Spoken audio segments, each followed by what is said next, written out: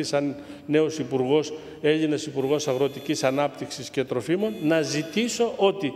προσπαθούμε να λύσουμε με τον de minimis φέτος το πρόβλημα, αλλά θα το ξανά έχουμε του χρόνου, αν δεν υποστηρίξουμε την ντόπια παραγωγή ψυχανθών και γενικότερα ζωοτροφών. Επομένως, γι' αυτό το λόγο τότε μας επετράπει να βοηθήσουμε εμείς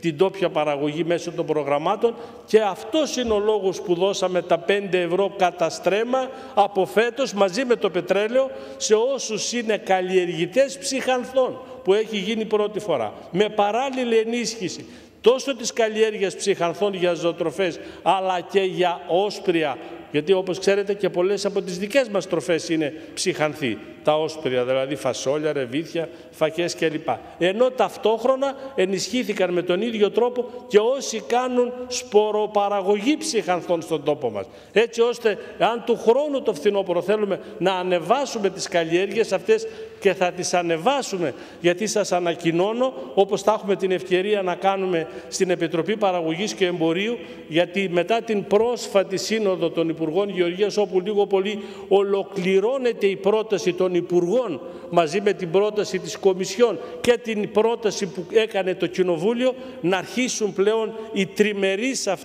αυτές διαβουλεύσεις μεταξύ αυτών των τριών φορέων της Ευρωπαϊκής Ένωσης, προκειμένου να προχωρήσει η διαπραγμάτευση για τη νέα ΚΑΠ. Εκεί λοιπόν δίδεται ιδιαίτερη έμφαση στην υποστήριξη των ψυχανθών, προκειμένου να πάμε σε μια μονιμότερη λύση στα συγκεκριμένα προβλήματα. Μάλιστα, χάρη και στις δικές μας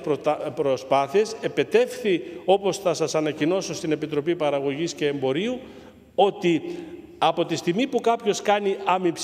αμυψισπορά ψυχανθών στα ξηρικά του χωράφια, αυτό από μόνο του είναι σημαντική περιβαλλοντολογική παρέμβαση, γιατί η καλλιέργεια ψυχανθών ανεβάζει και το άζωτο στο έδαφος, ένεκα της αζωτοδέσμευσης, και αντιμετωπίζει πολλά προβλήματα, ιδιαίτερα των σιτηρών. Επομένως, θα δούμε όμως λεπτομέρειες για αυτά τα θέματα με τη συγκεκριμένη ενημέρωση. Ευχαριστώ πολύ. Και εμείς ευχαριστούμε. Ερχόμαστε με ρυθμό στη δεύτερη επίκαιρη, με ρυθμό 3431 της 25ης Δεκάτου 2012,